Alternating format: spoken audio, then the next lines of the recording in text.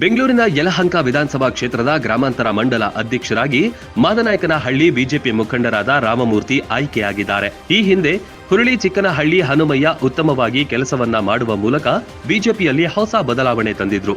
ಈಗ ಅವರಿಂದ ತೆರವಾದ ಸ್ಥಾನಕ್ಕೆ ರಾಮಮೂರ್ತಿ ಆಯ್ಕೆಯಾಗಿದ್ದಾರೆ. ಹಾಗೆಯೇ ದಾಸನಪುರ ಹೋಬಳಿ ಅಧ್ಯಕ್ಷರಾಗಿ ಕಿತ್ತನಹಳ್ಳಿ ಮಾಜಿ ಅಧ್ಯಕ್ಷ ನರಸೇಗೌಡ ಹಾಗೂ ಹೆಸರಘಟ್ಟ ಹೋಬಳಿ ಅಧ್ಯಕ್ಷರಾಗಿ ಜನಾರ್ದನ್ ಅವರು ಆಯ್ಕೆಯಾಗಿದ್ದು, ಅಧಿಕೃತವಾಗಿ ಘೋಷಣೆಯೊಂದೇ ಬಾಕಿ ಇದೆ ಎಂದು ಹೇಳಲಾಗಿದೆ. ಈ ಬಗ್ಗೆ ಎಲ್ಲಾ ಅಧ್ಯಕ್ಷರುಗಳು ಶಾಸಕ ಎಸ್ಆರ್ ವಿಶ್ವನಾಥ್ ರವರಿಗೆ ಅಭಿನಂದನೆ ಸಲ್ಲಿಸಿದ್ದು, ಶಾಸಕರ ಮಾರ್ಗದರ್ಶನದಲ್ಲಿ ಪಕ್ಷವನ್ನ ಕಟ್ಟುವ ವಿಶ್ವಾಸವನ್ನು ಕೂಡ ವ್ಯಕ್ತಪಡಿಸಿದ್ದಾರೆ.